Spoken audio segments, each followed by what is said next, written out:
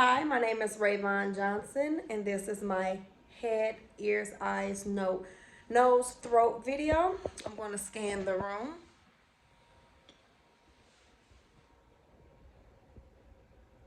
It's my patient.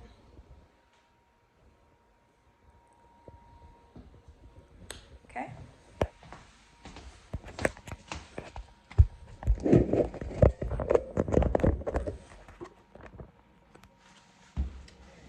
So before I go into the patient's room, I'm going to check the chart, and then I'm going to come in. I'm going to provide patient privacy.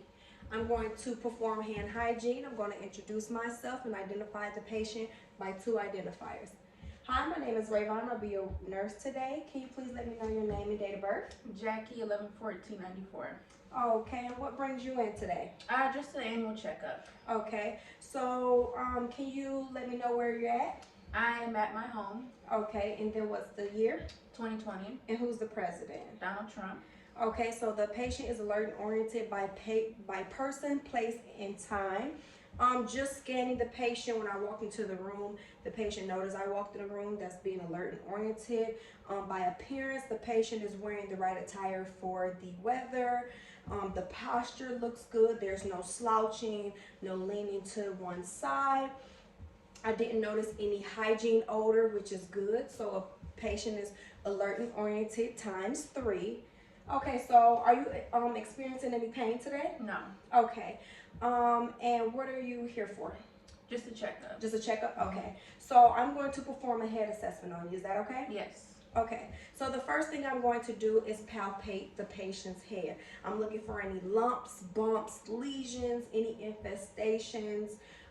Have you had any head injuries lately? No. Okay. Do you have a history of headaches? No. Okay. Any surgeries on your head? No. Okay. So I'm going to palpate through the head. And again, I'm looking for any lumps, any bumps, infestations, and any lesions. And I'm also checking the hair. And the hair is appropriate for the ethnicity. I'm making sure the hair is evenly distributed. Have you noticed any hair loss lately? No. Okay, any problems with the texture of your hair? No. Okay, so the hair is evenly distributed throughout the head, which is good. Have you noticed any problems with your smelling? No. Okay, and if the patient did notice any problems with smell, we will perform a smell test, and we will do that test by just putting a certain scent in front of the patient's face as they close their eyes, and they will identify the smell.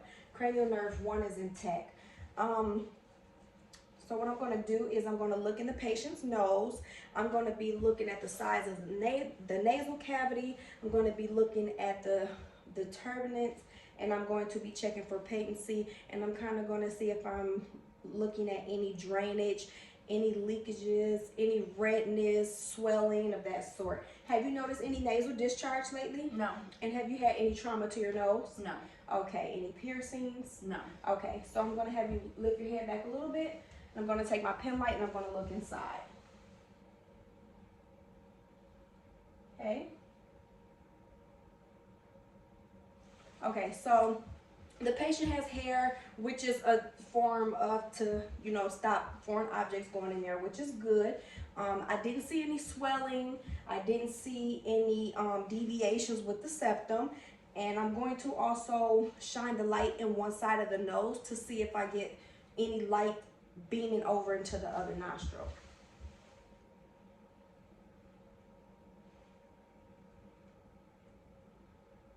Okay, so I didn't see any light going into the other nasal cavity, which is good. That means there's no holes or anything going wrong with the septum. That's good. And the nose seems to be midline. So cranial nerve 1 is still intact. Cranial nerve 2, have you noticed any difference in your vision? No.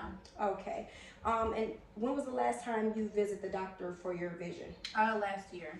Okay, so the patient, if they did notice any blurring in their vision or any difficulty seeing certain objects, we will perform a Snellen exam. A Snellen exam is when the patient covered their eye, their hand with one eye, and they will repeat the words that's on the graph, and that's a Snellen exam. Cranial nerve 2 is intact. Okay, so what I'm going to do, have you remove your glasses for me. And for cranial nerve 3, 4, and 6, we're going to check for perla and do the 6 cardinal gazes. So the first thing I'm going to notice is that the outer canthus of the eye, if you turn that way for me, the other way, the outer canthus of the eye is kind of lining up with the top of the ear, which is good. Let me check the other side. Have you looked that way? Outer canthus of the right eye lines up with the right ear. So the outer canthus on both sides of the eye are symmetrical and bilaterally matched up with each ear. The next thing I'm going to do is I'm going to shine a light on the side of the eyes twice, and then I'm going to check for the pupils to see if they're dilating. First thing I'm going to do is size the pupils. So on the right eye, the pupils is a 4 millimeter.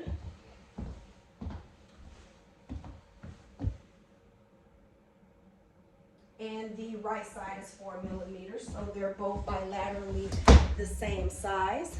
Okay, so I'm going to look and see if the pupils dilate.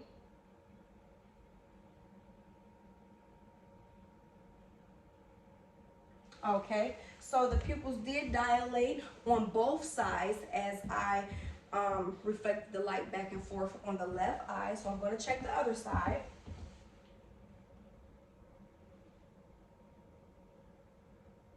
Okay, and both pupils did dilate. So what I'm going to do is I'm going to have you focus on that clock. And then when you see the pen light, focus on the pen light. Okay, and then I'm going to do these 6 cardinal gazes. So follow my pen light.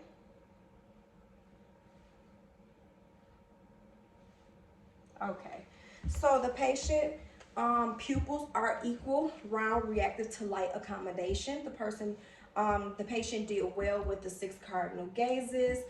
Just looking at the eyes, I don't notice any bulging. I don't notice any, I'm looking at the sclera. The sclera appears white, no discoloration.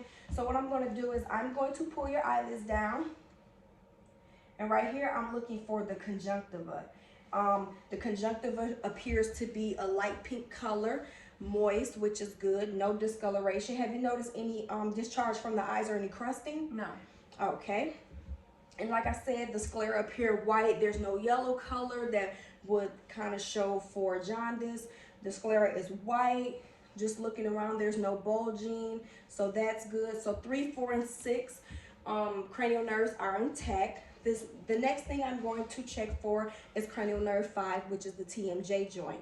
So what I'm going to do is I am going to have you open and close your mouth. One more time. Okay, so as the patient opened and closed their mouth, I didn't hear no clicking of the jaw, which is good. Did you have any difficulty opening and closing your mouth? No. Okay, have you had any traumas with your jaw? No. Okay, any problem chewing? No. Okay, so that's good. The next thing I'm going to do is I'm going to have you close your eyes, and I want you to let me know if these 3 sensations on your face is sharp or dull. Okay? Dull. Sharp. Dull. Okay. Sharp. Dull. Sharp. Dull. Okay, so cranial nerve 5 is intact. Cranial nerve 7.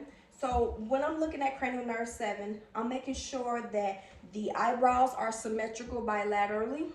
I'm making sure that the eyes are symmetrical, that one is not lower than the other bilaterally. I'm looking at the lips, making sure that the lips are a moist color, not excessively dry. I'm making sure that the face is not drooping on one side, because that can be signs of Bell's palsy, or can be signs of a prior or a current stroke happening. So what I want you to do is I want you to raise your eyebrows for me, and then I want you to puff your cheeks. Okay, and then can you smile for me? And then can you frown? Okay, so cranial nerve 7 is intact. As the patient was raising her eyebrows, I was making sure that they both went up at the same time, that they were on the same level. When the patient puffed her cheeks, was one puffier than the other, or did they line up, which they did, and the patient was able to smile and frown. So cranial nerve 7 is intact. The next cranial nerve I'm going to see that's intact is cranial nerve 8. So I want to do the Romberg test, and I want to do the whisper test. Now for the Romberg, we want the patient to stand up, and we want them to close their eyes, and we're checking to see if the patient sways back and forth. So I'm gonna have you stand up, okay? And I want you to close your eyes. And what I'm watching to see if the patient is rocking back and forth. And she appears to be pretty steady, so that's good. Okay, you can have a seat. And the next test I'm gonna do to check for cranial nerve 8 is I'm gonna do the whisper test. So I can do this test by whispering in either side of the ear to see if she repeats the word that I say, or I can make a noise on either side of the ear and the patient can let me know which side she heard the noise. Okay, so I'm gonna whisper something in your ear and you let me know what it is that you heard. Okay. Dog on left side. Cat on right side. Okay, so that's good. I'm gonna do one more whisper test and you let me know which side do you hear the sounds, okay? Okay. Left side. Right side. Okay, so cranial nerve 8 is intact. For cranial nerve 9, we want to check the patient's gag reflex and see if they have any difficulty swallowing. When you're eating your food, do you notice any difficulty swallowing? No. Any problems with getting food down your throat? No. All the way? Okay. Any severe gag reflex? No. No? Okay. So can you swallow for me and lift your head up and kind of swallow? Was that hard to do? No.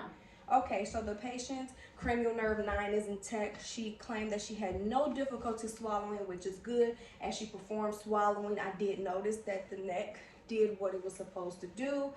Okay, another thing I'm checking for is I'm going to look at the thyroid. I want to make sure if nothing swole. So what I would do to check the thyroid is basically come from behind the patient. And then we know that the thyroid is in this area. So sometimes you have to move it to the side, and this could be a little bit painful for the patient. You want to move it to the side, move that muscle over, and you want to feel for a, kind of a spongy feel. So that's how I would check for the thyroid. So cranial 9 is intact. Cranial nerve 10, we want to assess the mouth. That's the vagus nerve. Okay, so what I'm going to have you do is I'm going to have you open your mouth, stick your tongue out, and say ah. Okay. Okay. And I see you still have your tonsils. I'm looking at the hard palate, looking at the teeth.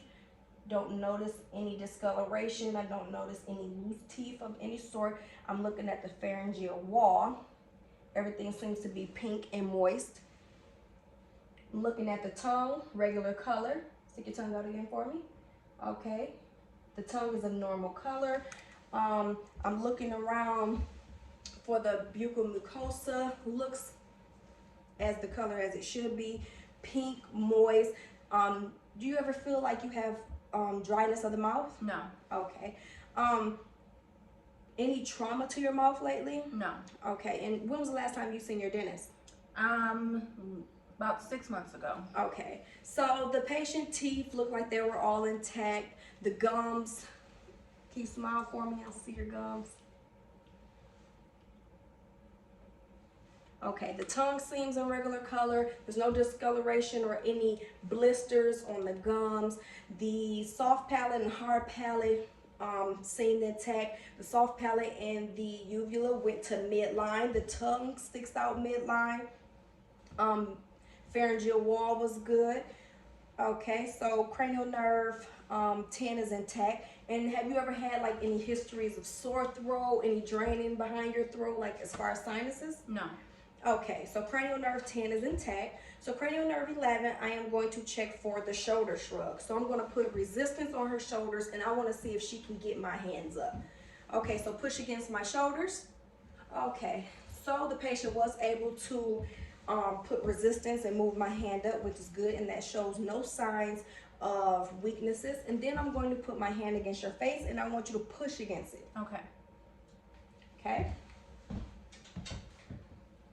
Okay, so that's good. Cranial nerve 11 is intact. And then I want you to repeat after me. Say light, tight, dynamite. Light, tight, dynamite. Okay, so the patient, when we check for that, we want to make sure the patient is able to move their tongue. And saying those 3 words, that means the tongue is working properly. So cranial nerve 12 is intact. So the next thing I'm going to do is I'm going to palpate the temporal artery, and I'm going to grade the pulse.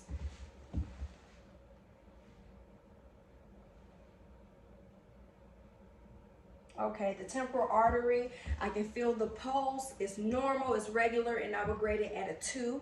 just where it needs to be, not too faint and not too hard of a pulse. So the temporal artery is graded at a +2. Now I'm going to palpate the frontal sinuses and the maxillary sinuses. Now you might feel some pressure, but let me know if it's painful for you or is it real tender, okay? Go at this angle a little bit, see, okay, right here, go more right here. Is that painful for you? No. What about right here? No. Okay, so the frontal and the maxillary sinuses is good for the patient. The next thing I am going to palpate is the lymph nodes. So I'm gonna have you go right here. So right here is preauricular, postauricular, occipital. Okay, then right here we're gonna do the posterior cervical right there, and then I'm gonna have you turn your neck to the side. This is deep cervical. The other side, deep cervical, and then I want you to rotate your shoulders in. Supraclavicular lymph node, and then I'm going to go up and down. Right here is your superficial cervical lymph node. Okay, and then you put your head to the side. About right here is your tonsillar. Right here is submandibular. You can see, and then right here, submental. Okay, so with me palpating those lymph nodes, did you notice any tenderness? Was it painful? No. Palpating any of those? And I didn't notice any bulging, any hardness of the lymph nodes, so the lymph nodes were intact. The next thing I'm going to check is the ears. So just looking at the ears, if I had an otoscope, I will look inside the patient's ear, and what you will want to find is that the tympanic membrane is a grayish silver color. You might find some cerumen and some hair, which is normal, but we want to make sure there's no foreign objects inside the ear. Another thing we're going to look for is we're going to let me know if any of these are painful, okay? Okay. Have you noticed any ear drainage? No. Any ringing? No. Have you ever felt dizzy? No. Okay. So what you want to do is palpate. If you look to the side, you want to palpate the tragus. Is that painful? No. Okay, and then you kind of want to inspect the ear, and this is the pinna right here. So when I'm looking in with the otoscope, I want to pull, because she's an adult, for the pinna I want to pull up and back, and that's when I will look in the otoscope. And then I want to palpate the back, and that's the mastoid process. Is that painful? No. Just looking in the ear, I don't see any discoloration. The coloration of the ear matches the ethnicity of the patient.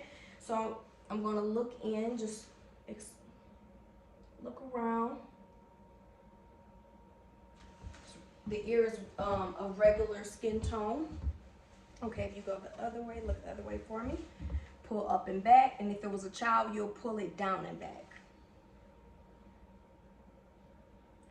Okay, and now I'm going to assess the skin. So have you noticed any new moles, any dryness, maybe wetness of the skin? No. Okay, any poofiness, edema, or anything? No. Okay, so no new tattoos, any new piercings? No. Okay, so what I'm going to do is I'm going to check for the skin, and I'm kind of going to check for moisture. The patient seems to have even skin tone, which is cool. No discoloration in the face, no discoloration of the neck. So the next thing I'm going to check for is the tuger of the skin. So I am going to basically pinch the skin and see how long it takes to snap back. And the skin snapped back immediately, which is good. I'm just going to do it on the other side, just to be sure.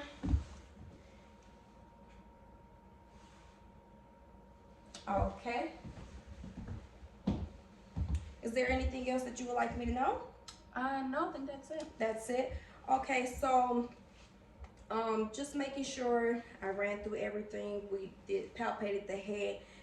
All 10 cranial nerves was intact for the patient. The skin is not wet and moist. Patient did not notice any ear discharge. Everything looked intact as far as the ear, before the ears and behind the ears. Everything was good with the eyes. The outer canthus lined up with the top of the ear. Have you had any neck pain? Like, can you not move your neck side to side? No, I haven't had any pain. Okay, any neck injuries? No. Okay, so the patient haven't had any head injuries, no neck injuries, no injuries to the nose. The nose was midline. Everything on the face is symmetrical bilaterally, which is good. So there's no deviations, there's no drooping of the face, which is good. The hair is evenly distributed on the hair, the eyebrows is evenly distributed, and the eyelashes is evenly distributed. I don't notice any hair loss there. Once again, the lips did not appear dry nor crusted, not bleeding. Patient haven't noticed anything wrong with the skin, no new tattoos, no infections, no anything of that sort. So what I'm going to do is, before I leave the patient, I already asked the patient, is there anything they would like me to know? I will lower the bed rails down, put 2 of the top bed rails up, push the call light closer to the patient where it's in reach. I will foam out and I will leave out the room. Thank you for watching my video.